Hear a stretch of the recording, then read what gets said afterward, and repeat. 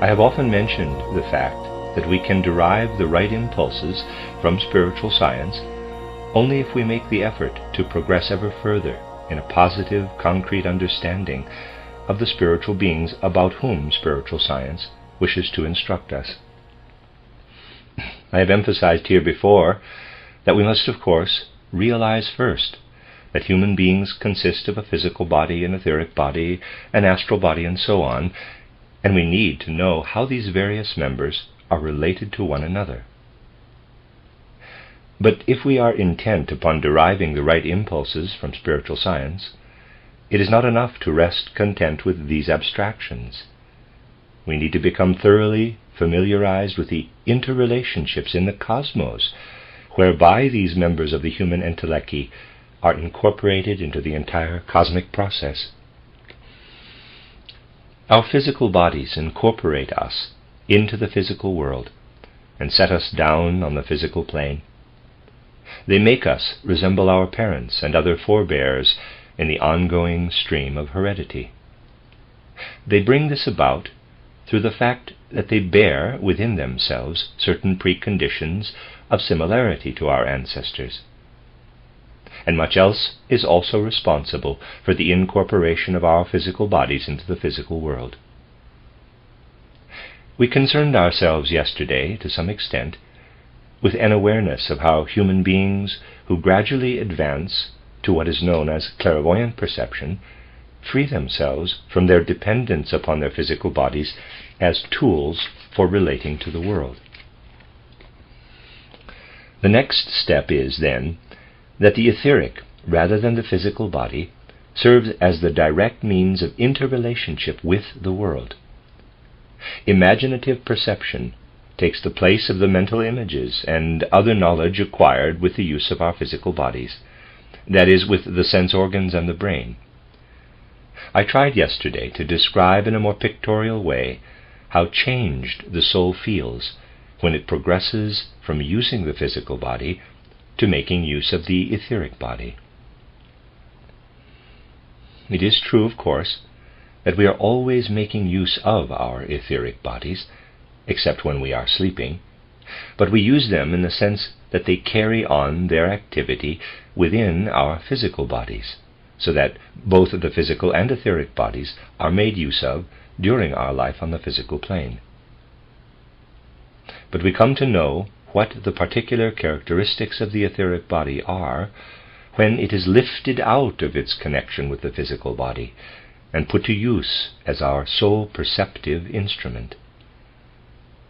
We know that this condition comes about naturally immediately after death, when we have laid the physical body aside. Then for a short time we make use of the etheric body, until that too is laid aside. We have, therefore, to distinguish the first condition after death, in which we dissolve our bond with the physical body, from the second condition that soon follows it, and brings about the dissolution of our bond with the etheric body. I have been saying that the physical body binds us to everything that comes to us on the physical plane. What, then, does the etheric body bind us to? It binds us to everything that relates us to the cosmos, to the extraterrestrial, to everything that lives in us that cannot be ascribed directly to any connection with the physical realm. If, for example, a person is born with a physically defective ear, he won't be able to become a musician. But physical defects are due to physical heredity. This is a radical case that illustrates our dependence upon the ongoing heredity process. But we must turn our attention from the capacities to which our physical bodies predispose us to those occasioned by the etheric. These show up more distinctly in particular predispositions of the soul. Only a poor observer can miss the fact of the great differences of soul manifested by individuals. Dull-witted materialists are sometimes little interested in subtle differences of soul. They want to investigate the external form element alone. But alert observers of life are perfectly aware that nobody resembles any other person as far as his individuality is concerned. People who have entertained theosophical concepts for a while are satisfied to explain these individual differences by saying that everyone has lived through repeated earth lives and demonstrates in his individual characteristics what he has brought with him from the past. This is right, of course, but it does not suffice for true understanding. Just imagine, for example, a person being born with a sensitive musical ear, but with no opportunity to get a musical education. In such a case, his musical ear would go undeveloped. One cannot, of course, be musically educated if one lacks a musical ear, but external opportunity, a person's milieu, must also permit it. There are people who are always satisfied to fall back on the same one-sided explanation of facts, saying that our higher ego, our higher self, takes care of everything. The higher self is actually the world. This may be true, but it is by no means enough to explain everything in the universe. It is true that karma is the cause of our individual predispositions, that our individual differences come from the way we develop in the course of our incarnations. But it is not enough to know that we pass through various earth lives and develop ourselves as individuals. We need to know what enables us to make actual use in life of the capacities developed by us as individuals. Let us turn our attention to the life between death and a new birth. You are familiar with the content of the published lecture cycle entitled Life Between Death and Rebirth, and can gather from it that the various factors preparing us for rebirth, for a new incarnation in a physical body, must be brought together during that life. But it has to be possible in the spiritual world for human beings to find there what they need in order to develop their individual capacities. We can conceive of having had an incarnation during which we laid the foundation for certain developments in the following earth life, but finding no possibility between death and rebirth of bringing to development the potentialities implanted in us for the following incarnation. A plant seed may be full of potential, but unless it is planted in favorable soil, it is impossible for its potential to develop. Similarly, we may be ever so full of promise as individuals, but if we are unable to find in the spiritual world factors that nourish us as suitable soil does a plant seed, then the life conditions needed for the unfolding of the capacities we have developed for a future incarnation cannot be provided.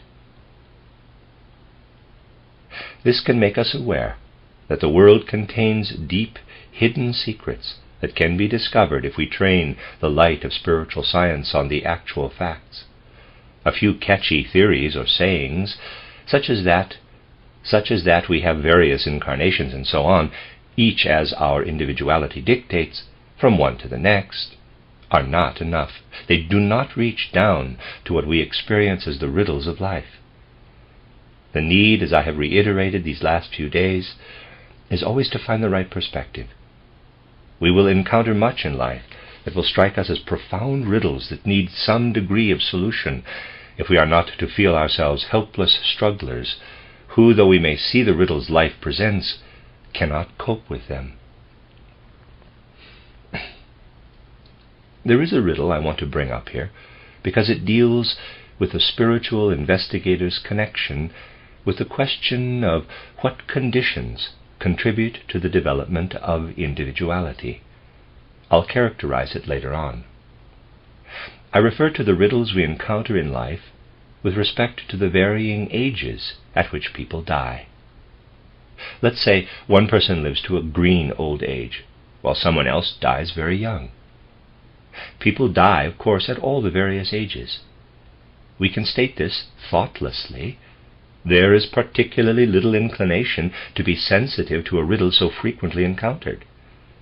But the fact is that the most commonplace matters pose the greatest riddles. A contemplation of the relationship of the etheric body to the world as a whole brings us closer to this riddle. Everyone knows as a fact of experience that our physical bodies age. We grow older and older physically. And everyone understands what is involved in aging. But where our etheric bodies are concerned, the opposite is true. We grow younger, ever younger. When we are very old, our physical bodies are old, but our etheric bodies have grown young. Some of you have already heard of this in my lectures, but I want to discuss it today in a different context.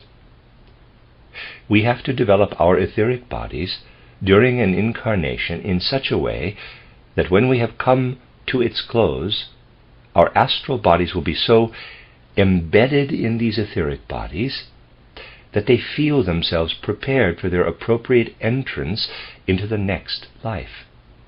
It is really true that when an individual is old and gray and wrinkled, his etheric body burgeons with fresh life, for his astral body must accustom itself at this point to live in an etheric body already teeming with germinal potential. The way the astral body is to permeate and work in the physical body of a child in the following incarnation must already find some degree of expression in its connection with the etheric body grown young. It is remarkable how the genius of language can reveal some secret or other. As I've mentioned on other occasions, you'll find a beautiful passage in Goethe's Faust where the term growing young is used in place of being born, growing young rather than growing old. In other words, we start to grow young when we are born. This is based, of course, on the conception of the soul pre-existing birth. But the forces it will need to enable it to work through the body into which the child is born must have been acquired while the etheric body is growing young in the aging physical body of the previous earth life. Materialists find special corroboration of their materialistic theories in the fact that even geniuses, or at least those who are regarded as such, sometimes become senile in their old age, and Kant is cited as a particularly relished case. But people who subscribe to this way of thinking do not grasp the fact that the soul can manifest here on the physical plane only through the agency of the physical organs. Kant's brain became unable to serve as the tool of the soul forces he had evolved, and this is why he appeared feeble-minded in old age, even though the soul that was preparing to organize the physical body of his next incarnation was actually already living in him. But in the previous earth life, this soul was unable to make a suitable instrument of the physical body it inhabited. If you apply what I have just been saying, you will see that it makes a tremendous, an enormous difference whether an individual dies in extreme old age or as a youngster, perhaps even in childhood. For the etheric body of someone who dies in youth has not yet grown young. If we are speaking of physical human beings, we can say that they are growing old, but in speaking of the etheric body, we would have to say that it grows young. That would be the proper expression for it. The etheric body grows young, but it has not yet grown entirely young in those who die at an early age. I once tried to suggest this by saying that when a person dies in childhood or in youth, his etheric body has not actually been used up. This etheric body would have lasted him a lifetime. He could have reached 60 years or more with it if he hadn't died young. But the force inherent in such an etheric body remains in existence, just as forces in the physical world do. They are not lost. However, we need to make a closer study of the special, unique attributes of this etheric body. When a person can live to what is considered a normal old age, say 70 or 80, his etheric body has grown very young. The whole fruit of his life experience lodges in this young etheric body, is imprinted on and expressed in it, and the astral body then takes possession of it. That happens in the following way. Let us picture the physical body abandoned by the etheric body. So long as the etheric body remains in the physical body, it cannot develop the forces it has acquired in life because it is imprisoned in the physical body. Picture how in our previous earth life we acquired this or that capacity. This is to say, we acquired it with the physical body of that incarnation. What we have added to it in the present incarnation has not yet had time to develop organs for its use. We must first create these in our current incarnation for the life to follow. But all this is lodged in the etheric body, which is more elastic, more fluid than the physical. No use can be made of it, however, as long as the etheric body remains bound to the physical body. But when the physical body has fallen away, the etheric body is freed. And now this etheric body brings forth all the fruits of the life we have lived through up to our death.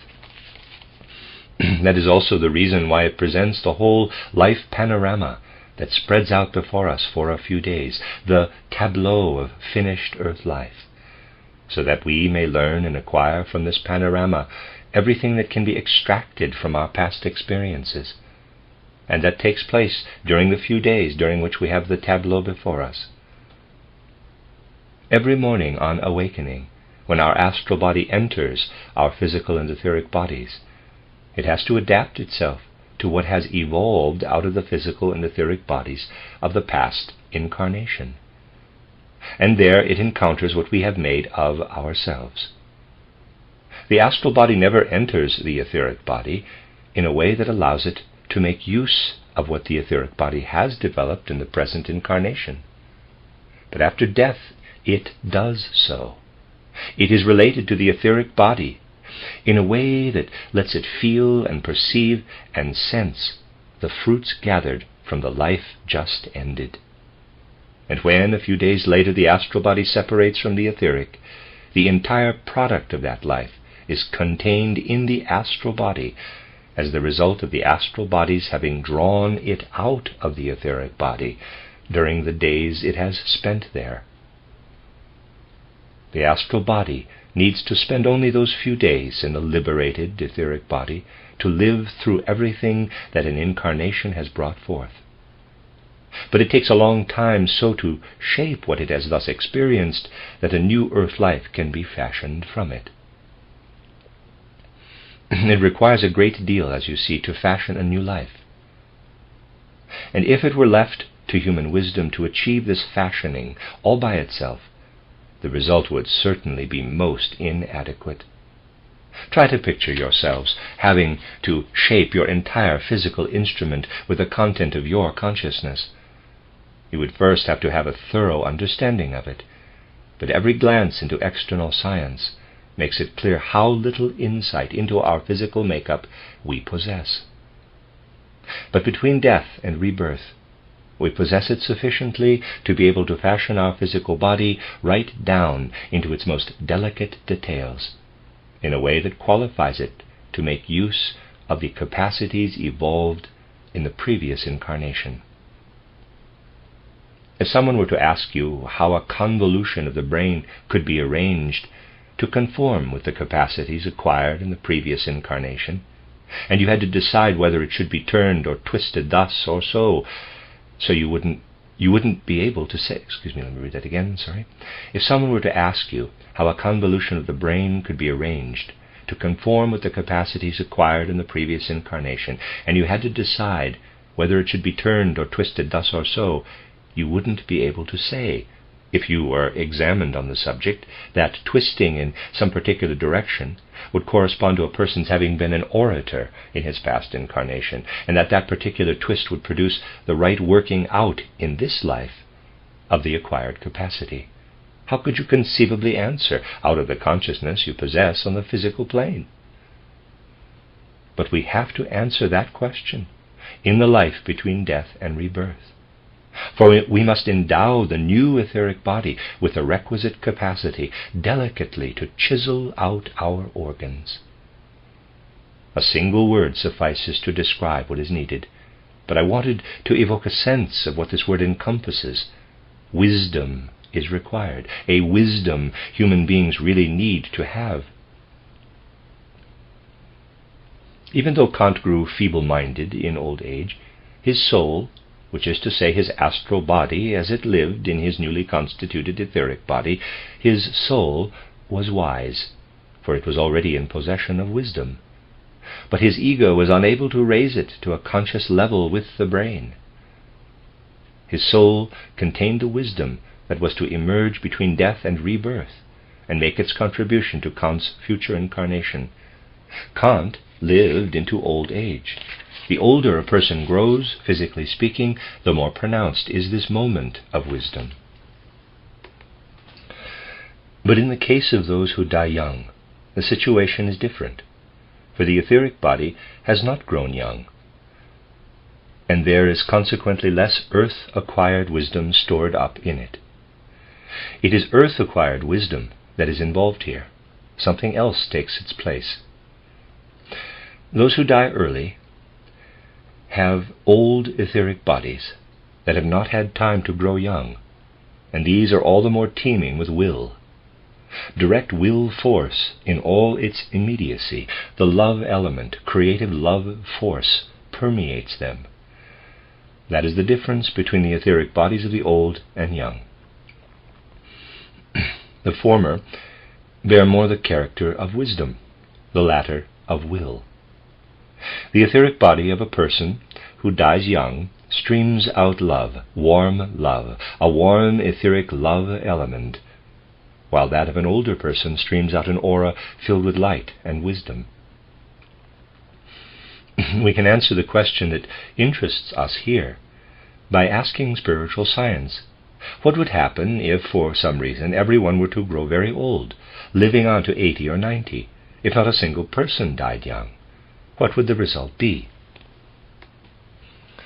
In that case, all the etheric bodies, deserted by their souls, would be imbued with loving wisdom. People living on the earth, in the continuity of history, would find it possible to learn a great deal during their physical earth lives, for their physical bodies would be wisely fashioned. They would be born somewhat undifferentiated, each similar to all the rest, but they could learn a great deal on the physical plane. They would be delicately and wisely built, and could learn a great deal, since such learning would be connected with an extremely mobile constitution. Due to their extraordinarily sensitive, mechanistically, wisely constituted physical organisms, these people would be in a state of labile balance, labile, L-A-B-I-L-E, balance, that could easily shift. A person would learn a great deal, but be terribly nervous, as the current nervous age would express it.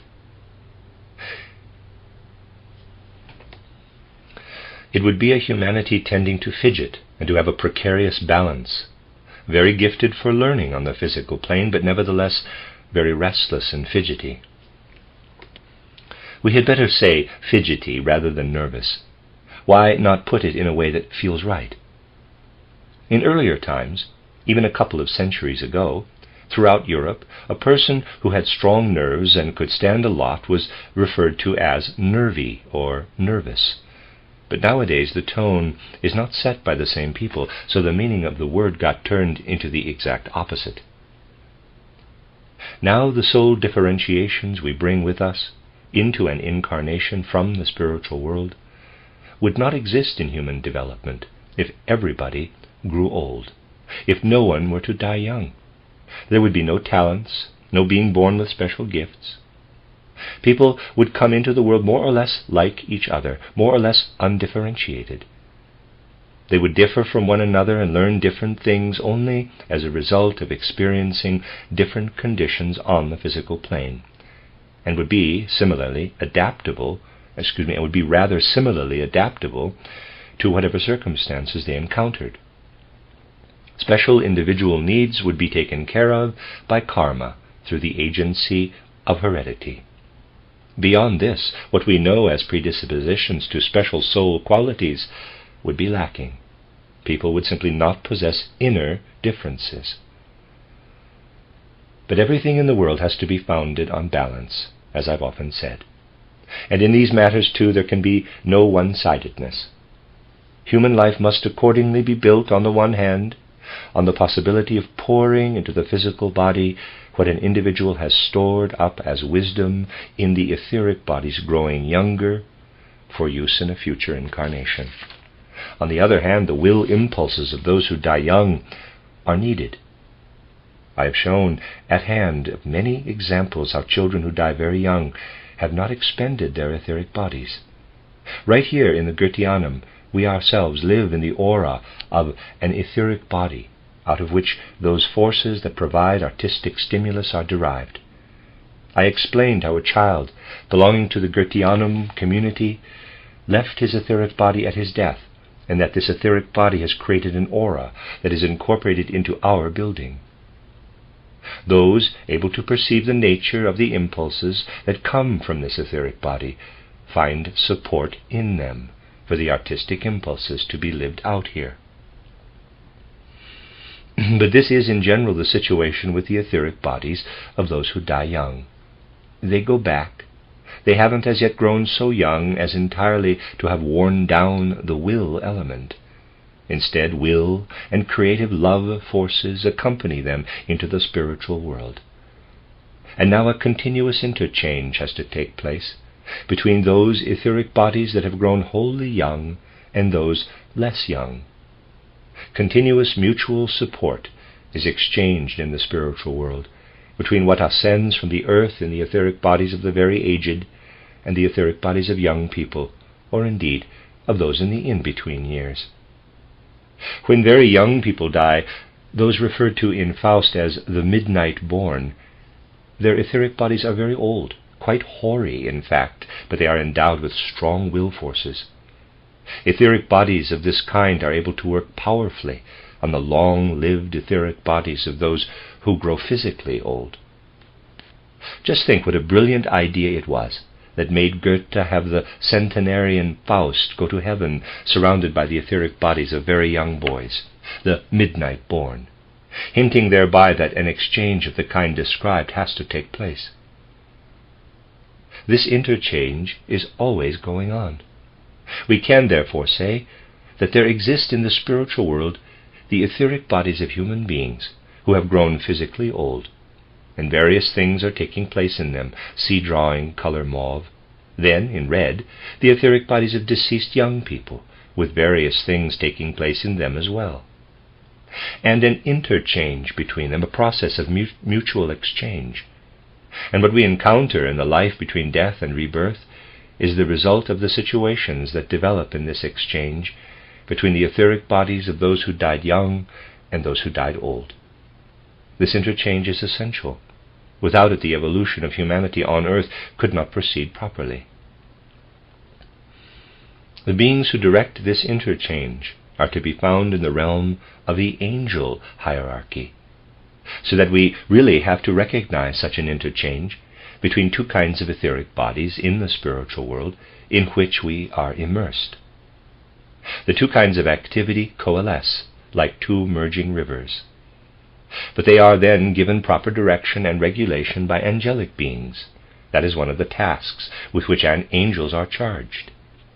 When therefore persons are able to come into the world with special talents, this is due not only to the possibility that between death and rebirth wisdom of a materialistic nature, that is a fruit of the earth, has been imprinted into physical bodies, but that something not as yet fully developed on earth, the product of the etheric bodies of those who died young, has brought about effects present as forces that can be interwoven in the process of fashioning human talents.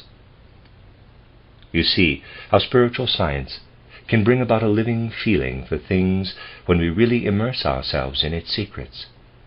We learn from spiritual science to lift ourselves in spirit to a contemplation of the mystery of death in an older person. For then we tell ourselves that people grow old in order that human evolution may go forward in the right way, for as long as physical bodies are needed as vehicles. We have a premonition whenever an older person dies of the fruits that human evolution on earth will bear as a result. And when we give ourselves up to a contemplation of what the future holds, we realize that there has to be a continuous development of talents in mankind's progressive evolution. This person must be gifted in this direction, another in that, with capacities ranging all the way to the genius level. That could not be the case if nobody were fated to die young. And so we look up to people of special genius. We can attribute their gifts to the fact that some individuals have to die young. To contemplate the mystery of death in the case of young human beings is to realize that early death too is part of the wise design, for it gives rise to seed forces of soul endowment needed by the human race for its further progress. If we can lift ourselves above a personal reaction to death, to a contemplation of what is needed by mankind as a whole, we encounter the wisdom involved in the deaths of both young and old. It is important to realize that a truly genuine and earnest study of spiritual science does not remain mere theory, but that a proper grasp of theories leads to attitudes and feelings that enable us to achieve greater harmony in our lives than we could achieve if we didn't have it. We need spiritual science to develop the deeper insight that can lead to a perception of the consonance that lies behind life's otherwise unbearable dissonances. We learn, too, to understand the sacrifices that we have to make in life and the things that pain us. If we know that the entire universe can be rightly maintained only by developments that cannot help but cause us sorrow, we simply have to make the effort to sense that the many hundreds of geniuses, Homer, Shakespeare, Goethe, Michelangelo, Raphael, and so on, are essential to mankind's progressive evolution, and would not have existed as such had the ground not been prepared by people dying young. This has nothing to do with the individual. Those who die young and thus sacrifice their etheric bodies in their youth provide the entire cosmos with a fruitful soil for the growth and maturing of human soul capacities. We become united with the universe when, instead of taking an abstract approach to spiritual science, it becomes for us a seeking out of impulses that flow into us as soul warmth, reconciling us with the world, moving us to our depths as they show us that though we human beings have to undergo painful experiences, we suffer them for the sake of harmony in the entire universe. It is not always easy to withdraw our attention from individual life, to focus on the life of the whole world. But the fact that achieving this goal is difficult is also the reason why it strengthens us. And as we develop a feeling for community from our suffering, that sense of the totality of the cosmic order becomes ever more intense and lays ever more profound hold on our innermost souls. And we prepare ourselves in doing this to become participants in the universal order of a kind the gods make use of.